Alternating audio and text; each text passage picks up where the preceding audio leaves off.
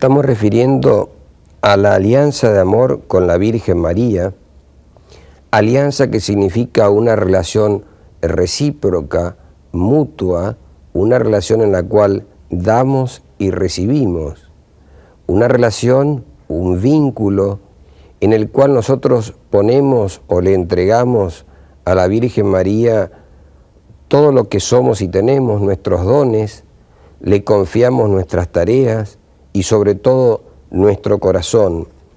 Pero como todo amor verdadero es recíproco, hemos visto en primer lugar algo de lo que María nos da. Es imposible ser plenamente consciente de todo lo que uno recibe de ella en una alianza de amor, pero también tenemos que ver lo que ella exige y espera de nosotros, ya que existe el peligro de que tomemos la palabra amor muy a la ligera, en forma superficial, como si fuera algo vago, amorfo, que puede saltarse la ley, que puede saltarse, me estoy refiriendo a los católicos, que puede saltarse los mandamientos, que puede saltarse el magisterio de la Iglesia, etcétera, etcétera. El amor cristiano tiene una concreción muy clara. Dice el Señor, no el que me diga Señor, Señor, va a entrar al reino de los cielos, sino el que haga la voluntad de mi Padre. Quizá también podríamos decir, no el que tenga siempre la palabra amor en la boca, ese va a entrar en el reino de los cielos, sino que el amor cristiano se demuestra, se concreta en buscar siempre y en luchar siempre por realizar la voluntad del Padre. Las últimas palabras que conocemos que nos trae la Biblia de la Virgen María son aquellas que ella dijo en las bodas de Caná a los servidores: hagan todo lo que Él, Jesús, les diga. Hagan todo lo que Él les diga. Y esas palabras que ella dijo a los discípulos expresan también el núcleo fundamental de su personalidad. Quizá podríamos afirmar que la idea fuerza fundamental de la vida de María las podemos encontrar en esas palabras que ella le dice al ángel, al arcángel Gabriel, en la hora de la Anunciación: he aquí la servidora del Señor, hágase en mí según tu palabra. Y ese hágase en mí según tu palabra, según tu plan, según tu designio, ella lo mantuvo heroicamente a lo largo de toda su vida. Lo mantuvo cuando fue difícil esa tensión con San José, que no sabía por qué o de quién María estaba embarazada. Fue difícil mantenerla cuando el anciano Simeón en el templo le profetiza que una espada iba a atravesar su alma. No fue fácil cuando tuvo que huir con José y el niño Jesús a Egipto.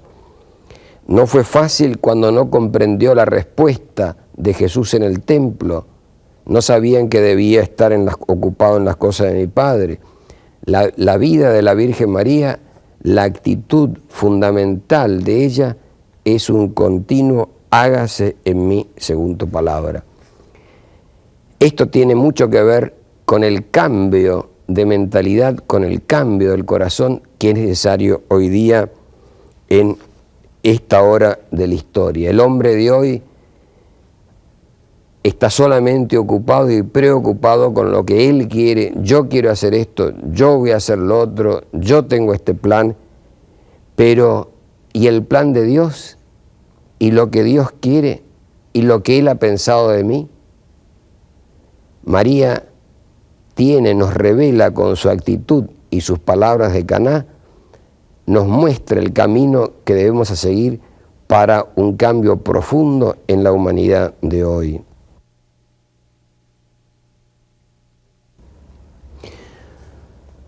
María tiene en su persona y en su palabra una respuesta profunda al hombre de hoy que está en peligro de ser activista, está en peligro de no tener el necesario equilibrio interior, el equilibrio entre la acción y la contemplación, entre lo que él hace y una sana receptividad, y por lo tanto el hombre de hoy es poco respetuoso frente a la naturaleza, en otras palabras, poco abierto, poco delicado, poco respetuoso ante el orden que hay en la naturaleza, es poco respetuoso ante la vida de los otros, es poco respetuoso ante Dios, está en peligro. El problema de fondo no es la debilidad humana, el problema de fondo es la soberbia y la tentación que siempre reaparece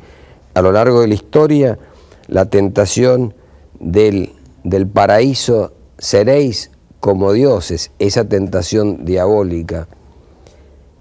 María enseña justamente al hombre a equilibrar la actitud pasiva con la activa.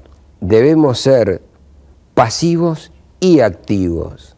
Pasivos en cuanto debemos, como cristianos, estar abiertos, siempre receptivos al plan de Dios, a la voluntad de Él, pero activos de tal manera que una vez conocida la voluntad de Él, empeñemos toda nuestra persona, toda nuestra energía, todas nuestras fuerzas en realizar esa voluntad. Hace 2 meses tuve oportunidad de viajar a Alemania, a Schoenstatt, donde está la casa central de mi comunidad, de los padres de Schoenstatt, y me tocó asistir al entierro de uno de los sacerdotes de más edad de mi comunidad. Murió con 84 años y era el padre Franz Wetzler, y en la homilía del sacerdote, en la misa final, me impresionaron unas palabras que el padre Wetzler había dicho durante su agonía. En un momento de lucidez le preguntan si quería descansar, dijo que no. Si quería rezar, respondió no. ¿Qué es lo que quiere? Y sus palabras fueron: es necesario escuchar a Dios y realizar lo que Él quiere. Y cayó en la inconsciencia, y esas fueron sus últimas palabras. Es necesario escucharlo a Dios y realizar lo que Él quiere. En esos dos verbos, escuchar y realizar, tenemos los dos momentos, el pasivo y el activo. Por supuesto, esa actitud mariana, podríamos decir, de permanente apertura al plan de Dios, de una permanente disponibilidad a sus deseos, de una permanente entrega a los caminos, muchas veces misteriosos, de Dios en nuestra vida, no es fácil. Exige nuestra mejor buena voluntad, exige comenzar siempre de nuevo y exige también la continua asistencia de la gracia de Dios, ya que el pecado original ha dejado en nosotros huellas y, como alguien decía, el egoísmo muere 1 hora después que nosotros hemos muerto. Por lo tanto, el adherirnos a la voluntad del Padre Dios, como María nos lo muestra en su persona y a lo largo de toda su vida, exige esa adhesión, al mismo tiempo un desprendimiento continuo de nuestra propia voluntad enfermiza. En otras palabras, tenemos que estar entrenados. No basta querer, sino hay que poder. Si puedo compartir con ustedes una experiencia personal, cuando era más joven, yo jugué en la Argentina al rugby, un juego bastante duro, bastante recio, para el cual hay que estar entrenado, de lo contrario con facilidad uno se quiebra, se lastima seriamente. Y hace poco en la Argentina me encontré con un chico de 20 años y le pregunté ¿cómo estás? Y me respondió con mucha sinceridad y naturalidad: estoy al borde del pecado. Este chico juega al rugby. Le pregunté ¿vos te entrenás para jugar al rugby? Sí, me dijo, porque si no estuviera entrenado, no podría jugar, no me incluirían en el equipo, no aguantaría el partido. Y le pregunté, ¿y cómo está tu entrenamiento espiritual? ¿Haces entrenamiento espiritual? Y bajó la cabeza y dijo, no, no hago nada. Bueno, ahí tenés la respuesta, le dije. Y de repente el chico me preguntó, ¿y en verano también hay que estar entrenado espiritualmente? Sí, le dije, todo el año. Tenemos que vivir entrenados. Si queremos cumplir, si queremos captar, si queremos escuchar la voz de Dios y si queremos realizar el plan de Dios, su voluntad, su designio en nuestras vidas. Eso nos lleva a una segunda cuestión, que es cómo descubrimos, cómo podemos descubrir lo que Jesús quiere de nosotros. Hagan lo que Él les diga. La clave máxima de nuestra vida está en hacer la voluntad de Dios. ¿Cómo podemos descubrir esa voluntad? Partamos de la base y reconozcamos que no siempre es fácil descubrir la voluntad de Dios. A veces sí es muy clara, a veces es muy claro lo que Dios quiere de mí. A veces es muy claro lo que Dios no quiere de mí, pero hay situaciones que no es tan fácil dilucidar esa voluntad. Podemos hablar de 3 grandes áreas que tenemos que chequear para descubrir esa voluntad de Dios. La primera área es el orden de ser. ¿Qué es el orden de ser? Concepto un poco extraño al hombre de hoy. Y sin embargo, no ha sido una autoridad espiritual, sino un político, quien hace poco se refiere en una locución notable a este concepto del orden de ser.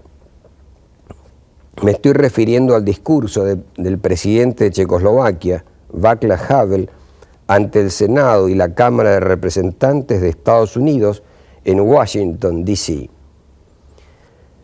Lo que el señor Havel dijo a los legisladores es de que ellos tenían mucho que aprender de los Estados Unidos, pero, dijo, no se trata de la mera asistencia de los bien educados, poderosos y ricos a alguien que no tiene nada y que por eso nada tiene para dar en cambio. Nosotros también podemos ofrecerles algo, a saber, nuestra experiencia y la sabiduría que resulte de la misma. Y en concreto, dijo que sin una revolución global en la esfera de la conciencia humana, nada cambiará para bien en lo que hace a nuestra vida humana. Y la catástrofe, estoy citando a Havel, y la catástrofe hacia la cual se encamina la humanidad, sea ecológica, social, demográfica o simplemente un derrumbe general de la civilización, será inevitable. Si ya no nos amenazan más una guerra mundial o el peligro de que la absurda montaña de armas nucleares que hemos acumulado pueda hacer volar el mundo, esto no significa que hayamos logrado la victoria definitiva.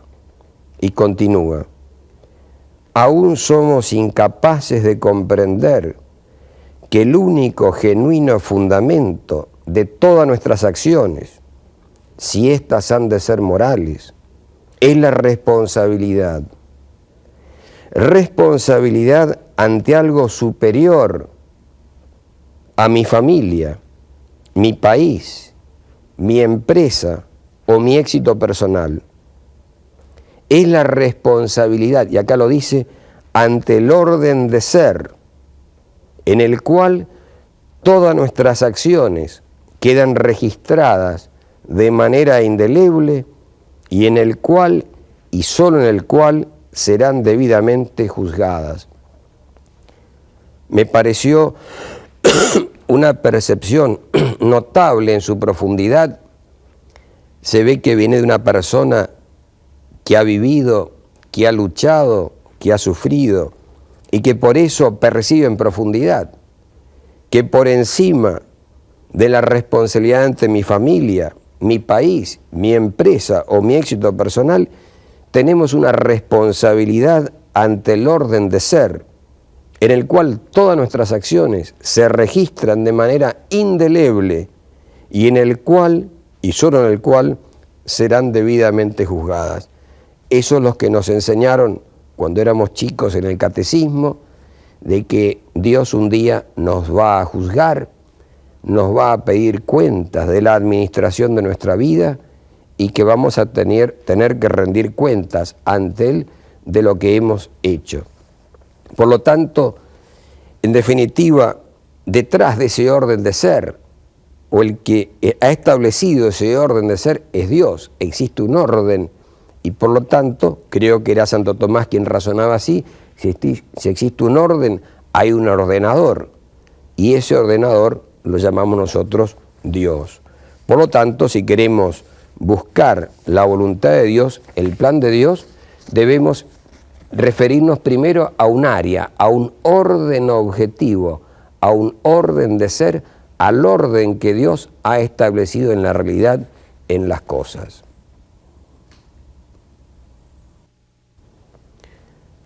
Existe un principio, una ley en el reino de Dios que expresa todo esto que estamos hablando ahora y que es aquella en la cual Jesús nos dice: busquen primero el reino de Dios y su justicia, y todo lo demás se les dará por añadidura. Existe por eso Dios, el plan de Dios. Dios tiene un designio, un plan de salvación. Dios nos lo quiere comunicar. Dios se nos manifiesta a través del orden que Él ha puesto en las cosas, que ha puesto en la naturaleza, que ha puesto en el hombre, que ha puesto en la convivencia humana. Por ejemplo, Dios nos habla y Dios está detrás de toda autoridad legítima o que se ejerce en el ámbito de su legítima competencia. Dios se manifiesta a los hijos normalmente a través de sus padres. Dios nos habla a través de los superiores. Dios nos habla en la iglesia a través de los pastores, de nuestros pastores. El que a ustedes escucha, a mí me escucha.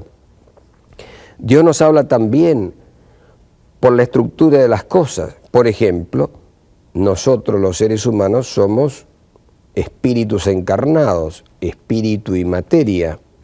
Un espíritu que se encarna en un cuerpo y un cuerpo, una materia llena de espíritu. ¿Qué me está diciendo Dios con eso?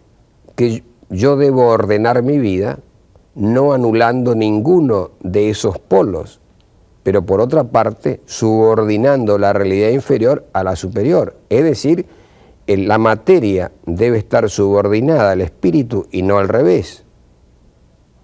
Yo no puedo lograr paz, jamás lograré paz, subvirtiendo los valores y tratando de buscar mi equilibrio interno, poniendo en primer lugar mis instintos, mis pasiones, y ahogando la dimensión espiritual y trascendente de mi persona.